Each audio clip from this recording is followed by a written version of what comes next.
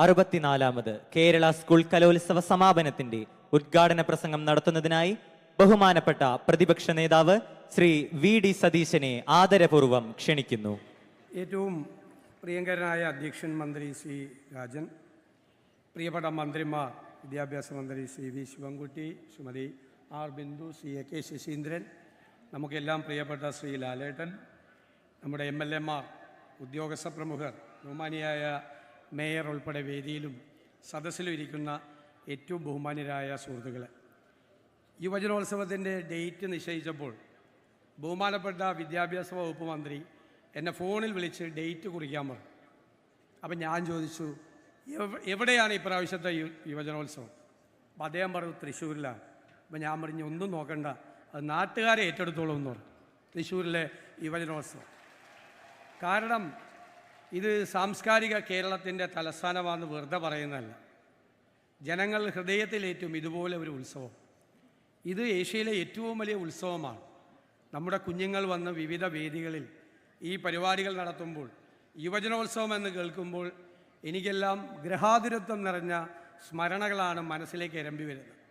ഞാനൊരു 5ാം ക്ലാസ് മുതൽ 8ാം ക്ലാസ് വരെ ജില്ലാ യുവജനോത്സവങ്ങളിലും പിന്നീട് സംസ്ഥാന യുവജനോത്സവത്തിലും പങ്കെടുക്കുകയും മത്സരങ്ങളിൽ പങ്കെടുക്കുകയും സമ്മാനം കിട്ടാതെ വിഷമിച്ച് തിരിച്ചു പോരുകയും സമ്മാനം കിട്ടി തിരിച്ചു പോരുകയും ഒക്കെ ചെയ്ത വ്യത്യസ്തമായ വൈവിധ്യമാർന്ന അനുഭവങ്ങളുടെ ഓർമ്മകളുണ്ട്. ഓരോ വർഷം കഴിയുന്തോറും നമ്മുടെ യുവജനോത്സവം വലിയൊരു കലോത്സവമായി എന്നും ഓർത്തിരിക്കാൻ പറ്റുന്ന, കുട്ടികളുടെ ഹൃദയത്തിൽ സൂക്ഷിച്ചു വയ്ക്കാൻ പറ്റുന്ന ഒരു വലിയ അനുഭവമായി മാറുകയാണ്. ഞാൻ ഈ വേദിയിലിരുന്നപ്പോൾ ഈ സദസ്സിലേക്ക് നോക്കി, എന്തൊരു ക്രീമായിട്ടുള്ള കുട്ടികളാണ് ഇവിടെ എല്ലാവരും വന്നു ചേർന്നിരിക്കുന്നത്. ഇവരെല്ലാം നമ്മുടെ കേരളത്തിൻ്റെ എല്ലാ സ്വപ്നവും, നമ്മുടെ എല്ലാ സ്വപ്നങ്ങളെയും യാഥാർത്ഥ്യമാക്കാൻ കരുത്തുള്ളവരാണ്. ഞാൻ പറയും ഡെമോഗ്രാഫിക് ഡിവിഡൻ്റാണ്. നമ്മുടെ ജനസംഖ്യയുടെ ഏറ്റവും വലിയ ഡിവിഡൻ്റായി മാറേണ്ട, ഈ സ്റ്റേറ്റിൻ്റെ ക്രീമായി മാറേണ്ട കുട്ടികളാണ്.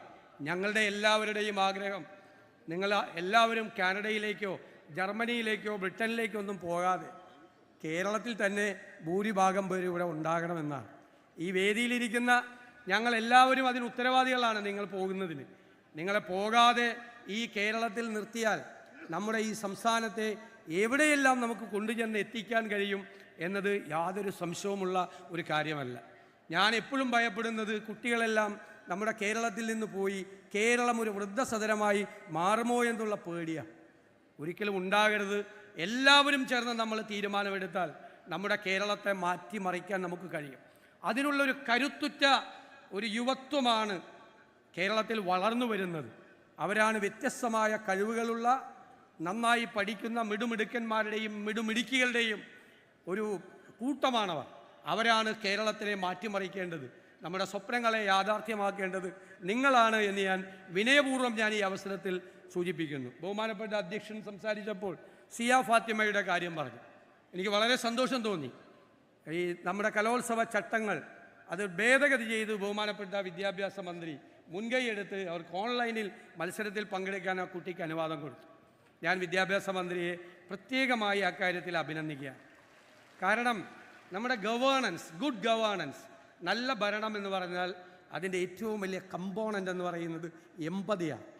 പണ്ട് ഉമ്മൻചാണ്ടി തൻ്റെ പിതാവിൻ്റെ ഒരു സർട്ടിഫിക്കറ്റ് കിട്ടാൻ വേണ്ടി അലഞ്ഞു നടന്നൊരു കുട്ടിക്ക് വേണ്ടി ചട്ടം ഭേദഗതി ചെയ്തത് എനിക്ക് ഓർമ്മയുണ്ട്.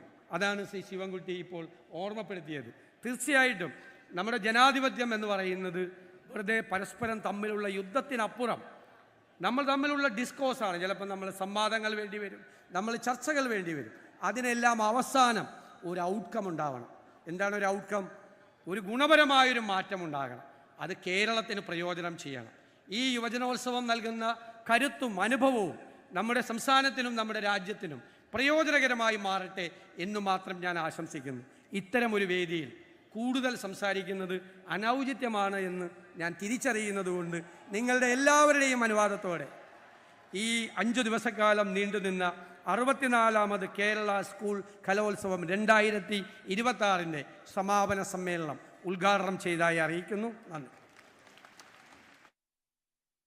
വേദിയെ അഭിസംബോധന ചെയ്ത് സംസാരിക്കുന്നതിന് വേണ്ടി ബഹുമാനപ്പെട്ട പൊതുവിദ്യാഭ്യാസവും തൊഴിലും വകുപ്പ് മന്ത്രി ശ്രീ വി. ശിവൻകുട്ടിയെ ആദരപൂർവ്വം ക്ഷണിക്കുന്നു.